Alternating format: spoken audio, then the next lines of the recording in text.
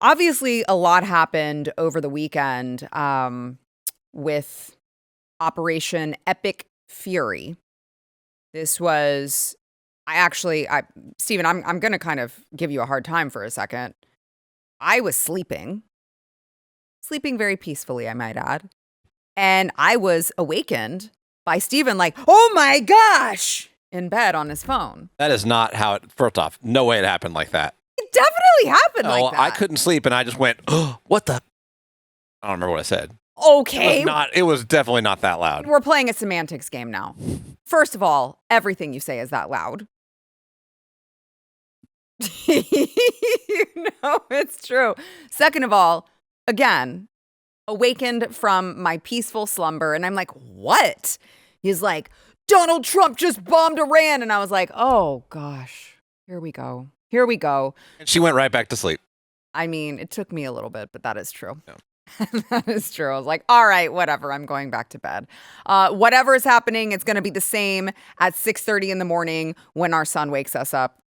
And we're lucky if we get to sleep in that long. So President Trump we found out later that all of this bombing took out the supreme leader of Iran, Ayatollah Khamenei. And listen, you can say what you want about, and by the way, I'm conflicted here as well, because I feel like Khamenei was a bad guy and he wanted to dismantle the West, very much so. I'm not a fan of war. I'm not a fan of getting sucked into war. I'm not a fan of forever war. I have 2 young boys. So I'm not here to sell you on a war with Iran. But what I am here to tell you is that Iran actually was pretty excited. And I want to show you President Trump delivering the message to the people of Iran, who have been oppressed by this man for a very long time, in a way that I think, even Khamenei would give him if he wasn't dead. He died like a dog. Khamenei. He died like a dog. He could, if he were alive, maybe appreciate that President Trump, they hacked the TVs in Iran and broadcast his message. Is backing you with overwhelming strength and devastating force. Now is the time to seize control of your destiny and to unleash the prosperous and glorious future that is close within your reach. This is the moment for action. Listen, again, you don't have to be a fan of forever war to be inspired by that. And, you have this guy, this Ayatollah. He's in power for 47 years. He limited the freedoms of Iranians. He slaughtered his own people. I mean, you could be out if you were out protesting in Iran, you would not be out there very long before you were killed. Of course, they do not have freedom of speech there. They do not. I mean, you get thrown in prison if you don't wear your hijab and you're a woman. Guys, he's a bad dude oppressing his own people. And on top of that, he did try to troll us not that long ago, February 17th. He said the U.S. president has said that for 47 years, the United States hasn't been able to eliminate the Islamic Republic. That is a good confession. I say you too will not be able to do this. Khamenei, comment on your previous statement. Do you know? Oh, that's right. You're dead.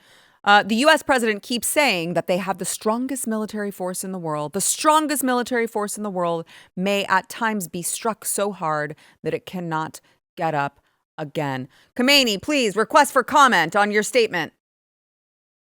Hello? Are you there? Oh, that's right. You're still dead. Now, I like to read this. By the way, Khamenei's DMs are open. If you'd like to send him a parting message, I know I did, and it was very gratifying. So if you are on X, go check him out in his DMs. But I like to read everything that he says. As I'm reading it, I read it in his a Borat voice, because I feel like he's giving Borat energy. You will never get this. You will never get this. La la la la la. Here behind this cage, crazy, crazy. Everybody laughs. And then he get this, and we all laugh. High five. Yeah, that's how I imagine Khamenei's you will never get this. The Islamic Republic, you will never get this. La la la la la. Oh. And then he get this. So listen, he was a monster. The world is better off without him. Again, I don't like the idea of war. I would like to hear from the president or from the vice president or from the secretary of war, from someone who can give us more information on why the timing. Was there a credible threat? Was he about to strike us? Like, I would like a little bit more information on why we just went in there guns blazing and decided now is the time. I'm not saying, I'm not hating on it. But if this starts another war that, you know, now we're talking years of our lives, we're sending U.S. troops there, innocent lives are lost. Like, I need to know. I'm not a fan.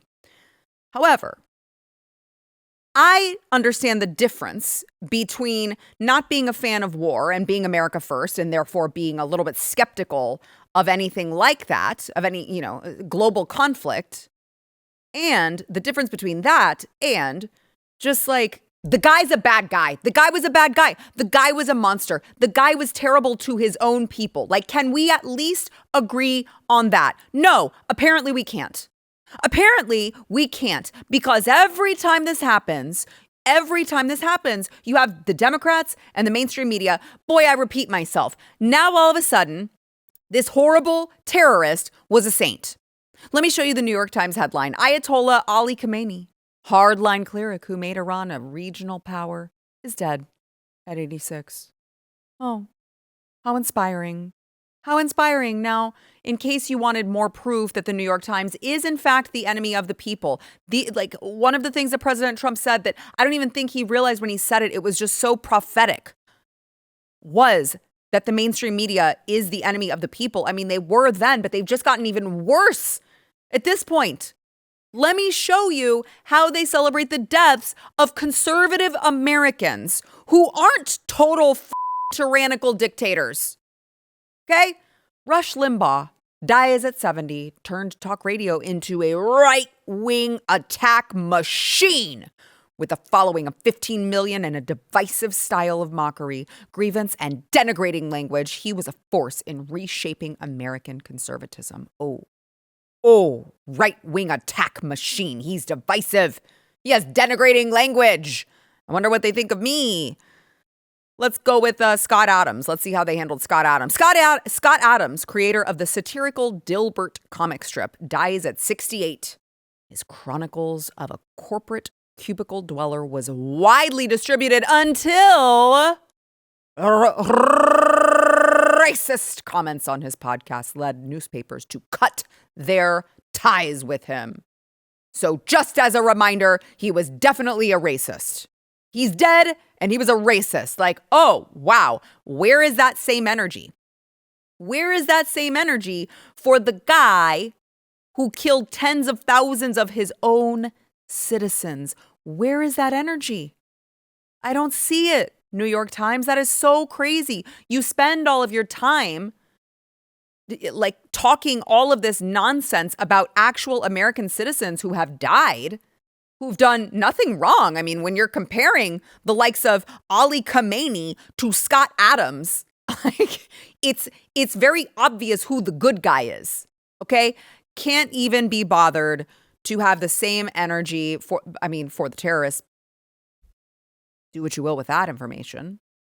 You might think these people like the terrorists. I don't know.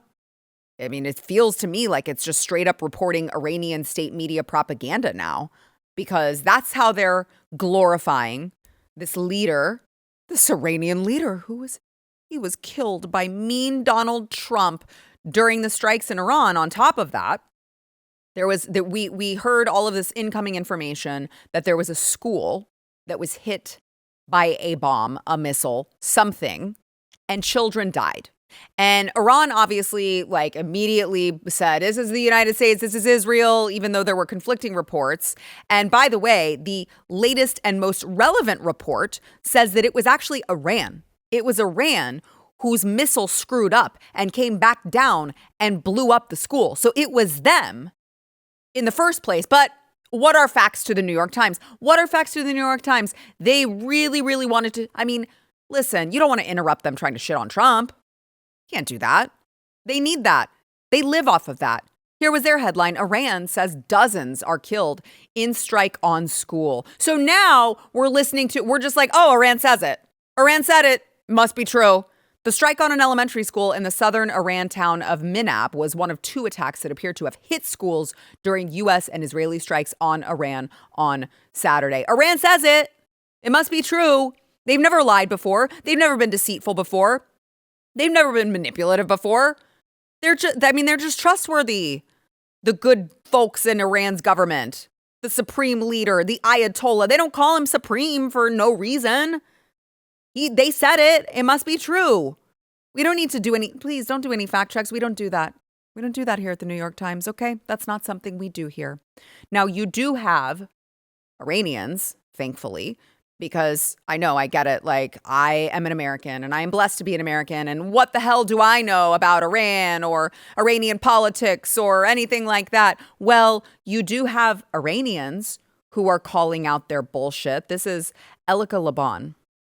It has never been more important to apply critical thinking. This regime is still engaging in a mind war to convince you otherwise. Anything that this regime reports has to be disregarded as unreliable. Why? Because there is no apparatus to confirm anything that it reports. There is no apparatus for democracy, for veracity, for truth. There is just a propaganda arm. There is no free press. There is no free speech. Whatever tells you is a carefully constructed narrative that they've been building for weeks, months, if not years. Please think carefully. As soon as this regime's basis was struck, it didn't report back to Western media that its officials had been killed. It reported back that Iranian schoolgirls had been killed. Why not just say that 2,000 starving infants in an orphanage had been massacred? And that same Western media, the same Western media that ignored when tens and thousands of protesters were slain by this regime, were the first to report its lies. Makes you wonder, doesn't it? Makes you wonder, what side does Western media stand on anymore? I don't wonder at all, actually. I don't wonder at all. It's actually very clear what side Western media stands on. It's very clear what side the Democrats and the mainstream media stand on. And it's not America's side. And it's not on the side of freedom either, by the way. I unequivocally oppose this war of choice, and everyone should. And the bottom line, when it comes down to it, is that if we want to stop Donald Trump with this random decision that he has arrived at, then Congress must act. And Congress must act immediately. The American people do not want our sons and daughters to go into this unauthorized war of choice, and I unequivocally oppose it. It is so disingenuous from the woman who was the vice president in an administration that was perfectly fine continuing the Russia-Ukraine war. I mean, we funded it. We gave them weapons. We did everything we could to continue that war under her administration. In fact, remember, there were moments where there could have been a negotiation, and she and Joe Biden, or whoever the hell was pulling his puppet strings, said, don't do it. Don't negotiate. We will keep funding this forever. So I don't want to hear it from her. I don't want to hear it from her, actually. I don't want to hear it from the Democrats. I mean, Barack Obama was like the king of dropping bombs without getting authorization. So I'm not going to be lectured to by the likes of Kamala Harris. I'm just not. Like, go drink more, okay? We don't want to hear what you have to say. If we did, you would be the president right now. But you're not, because we don't like you. So just go away. Take the vodka bottle, whatever the hell. Maybe you're smoking the, marijuana. I just sound really old. The marijuanas, like the crazy kids are doing. Maybe you're smoking a little doobie, okay? Whatever it is that you're doing, go away. We don't want to hear from you with all of your hypocrisy. You know who else we don't want to hear from? Rashida Tlaib. You guys are going to be shocked to hear this. You're not. Rashida Tlaib, I hope you're sitting down for this. Rashida Tlaib sided with the Ayatollah. Oh my God. What? A terrorist who is in our country actually serving in Congress sided with the Ayatollah?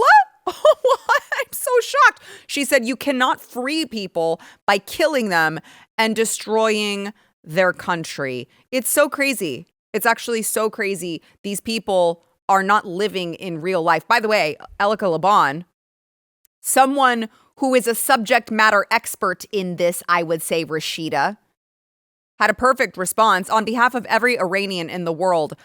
You. She said it. I've never been to Iran.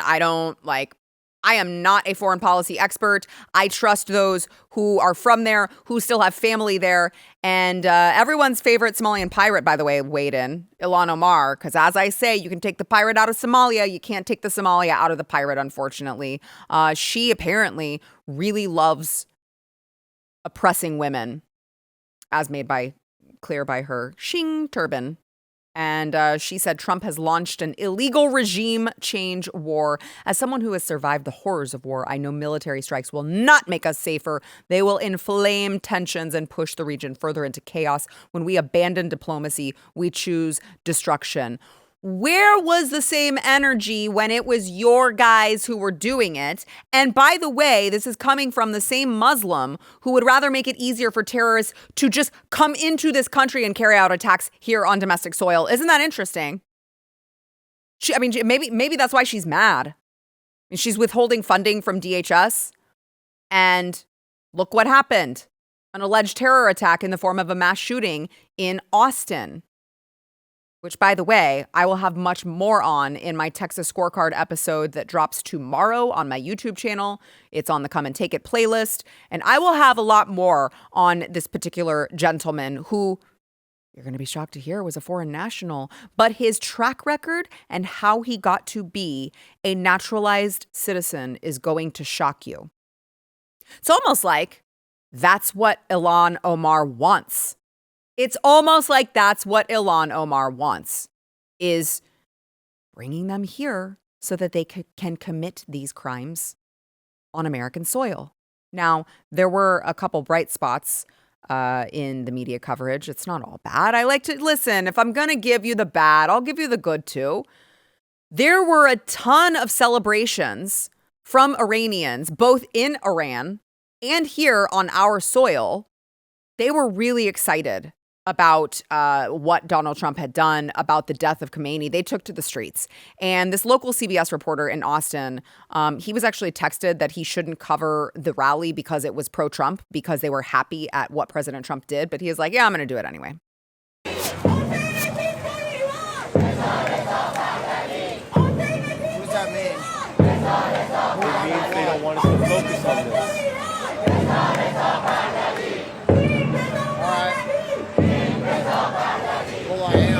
There's a lot of mixed opinions across Austin about the joint attack between the United States and Israel against Iran that happened early this morning.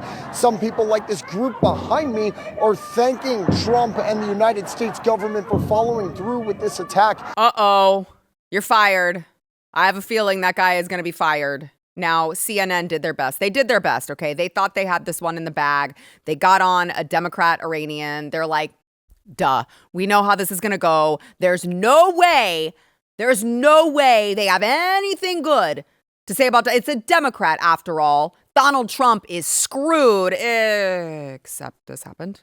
I think that it is imperative the Democratic Party wake up and get past their dislike of Donald Trump, the President Trump, and their feelings of international conflicts going on. This is about national security. This is about what is possible in the Middle East. This is a transformational moment for humankind, for security, and as an American, this is in our interest to complete it. So I am a Democrat. I have been a huge Democrat. I am incredibly disappointed with my party. I do not see myself in them in this moment. Oh, Dana Bash was so mad. She was so mad. By the way, Stephen, I know you could appreciate that they had to frame up that woman on the left, like completely wrong because her hair was so big. She was like lower. I know you're getting it ready, aren't you? She was lower than everyone else because they had to make headroom. What is that? What is she, Marge Simpson? What is that? Very fashionable do. That is absurd. For both of them.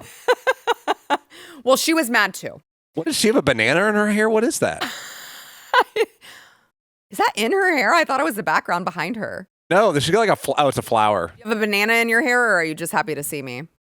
That's a flower. She got a flower in that thing. You know, she could have just stuck with the flower and probably just hit her hair on her way in, and she had no idea. It's stuck in there. Looks like she got electrocuted. Anywho, make sure you are subscribed to Sara Gonzales Unfiltered. Smash the like button. Comment. It'll help us in the algorithm, which we all know is stacked against us. And by the way, go over to our new YouTube channel at Sara Gonzales TX. So obviously, liberals we call them libtarded for a reason. I don't even, they're nuts. They're nuts. Like anything that Donald Trump touches, they hate.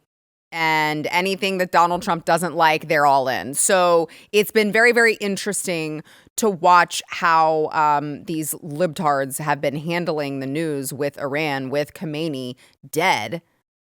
We've seen women in Iran, the actual people who were oppressed, they're tearing off their hijabs. They're celebrating in the streets. They're dancing. They're clapping to celebrate their new freedoms.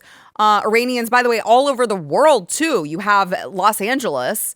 People holding signs that say, "We stand with President Trump." Look at all of these, the old school Iranian flags. They're cheering, they're dancing. You have, even in D.C., you had Iranian Americans waving American flags and American and Iranian flags and chanting USA. Watch.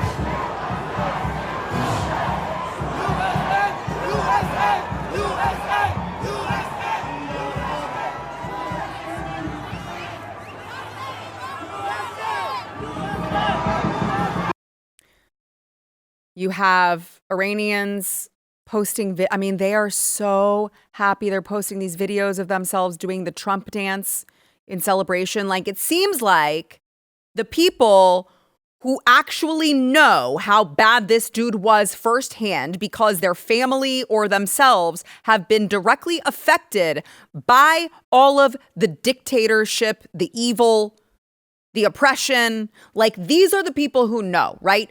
I would trust their opinion over anyone else's. But somehow, some way, white liberal women in America are like, actually, let me explain to you why you are incorrect about the country that you came from and why Khamenei is like good or something. White liberal American women are coming to the rescue. They want to speak to someone's manager. They know more than all of these people who clearly have experience. And as usual, the paid protesters were out like clockwork with it. It's like it's always hands off, insert name here. Hands off Venezuela.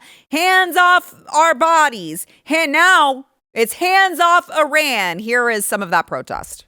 What exactly would be your vision of Iran? Would you like to just see them to continue to live under this dictator regime? Like, what would you like to see? We're living under dictatorship. We are? We are. Oh, shit. I didn't know. Really? No, I didn't. How are we living under a dictatorship? You don't, like, if you got to think what you're going to put on, like right now when you're talking to me, if you got to think how, if I'm able to say this, and I'm not going to be doxxed or banned or whatever, that is a form of dictatorship. What? Like in Russia, like But you in were any gonna other be, big country. you were going to be doxxed by the United States government? Is that what you're saying? I just might. I might. Maybe. Prove to me that I'm not. I might be. I don't know. I mean, the fact that, like, you can ask me these questions and I have the ability to answer them freely obviously means I live under a dictatorship. Like, these people are fucking retarded. They're so stupid. And I would say that it is, potentially like our education system, but that woman was ancient. So, I mean, like, I should reasonably conclude that she went through the schooling system before they got really bad. She must just be brain dead. But gets worse. But wait, there's more. I already have a new leading nominee for a new prize that we're giving away. It's called Retard of the Year. And although it is only the 2nd of March, I don't know. I feel pretty strongly about this one. So this says Free Iran, right? Yeah. Okay. So Free Iran from what exactly? From imperialism, theocracy, racism, and capitalism. Okay. So for theocracy, are you referring to the regime, the Islamist regime? Like, is that what you're referring to? The law that was implemented by the Ayatollah Khamenei. Okay. I support him in his anti-imperialist efforts, but I don't think any country should be run by religion. You don't think the country should be run by religion, but you support Iran. Boy, have I got news for they, them. Ooh, this is going to be awkward when you hear the type of government that Iran has. But it went on. Would you rather that we be allies with Iran than Israel? Yes. Sure. I think allying with Israel is one of the most fascist and dangerous actions the U.S. could take. Okay. And what makes that fascist versus allying with Iran? Because Iran isn't fascist. Okay. And you studying political ideologies, you understand what fascism is, and it is not Iran. Oh. Because Iran was Ayatollah Khamenei's rule was achieved through a revolution. It was sort of a coup d'etat. Yeah. Fascism rises electorally and democratically, and then turns on its constituents. Yes. Ayatollah Khamenei's regime is not fascist in nature. I mean, doesn't that tell you all you need to know? He's like, political ideology major, which he's like, well, when you study political ideology, because that's what I've done. That's what I'm very well educated. That's kind of like my major, so I would know that Iran is not a dictatorship. I can't show my work, but I went to like Harvard and they told me that. They also told me that I could wear a dress and call myself a girl. Like, what are we doing here, guys? Well, they're so broken. I really challenge Callie Means from last week when I spoke with him. I really challenge Callie Means, please, can HHS, please, for the love of God, find out what is causing Trump derangement syndrome. And is there a cure? Is there a cure? Is there like a reversal? Is there anything we can do other than a complete lobotomy? Which, by the way, I'm about there. Like, maybe we should let's just do that. Let's just give these people lobotomies. It can't get any worse, right? Like, it can't, there's no way it can get any worse. Is now you have TDS level 5, and these people are like, actually, I just think Iran is better or something. Who do you think is more for women's rights, the Trump administration or the Iranian regime?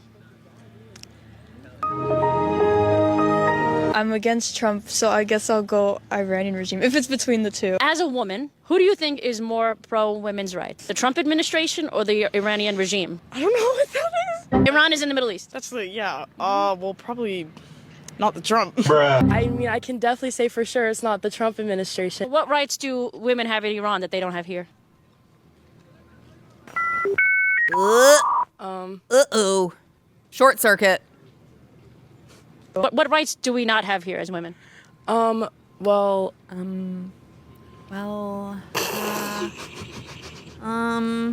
sorry, I don't want to be in this anymore. Okay, if I had to pick, probably Iranian militarization. Like, Trump is just evil in so many ways, yeah. Okay, so you think the Iranian regime is more pro-women's rights? Yeah. If I had to pick, I'd pick Irani. I don't know why that one just surprises you of all of it. But I mean, it's all retardation. But I just like, you don't even know the name.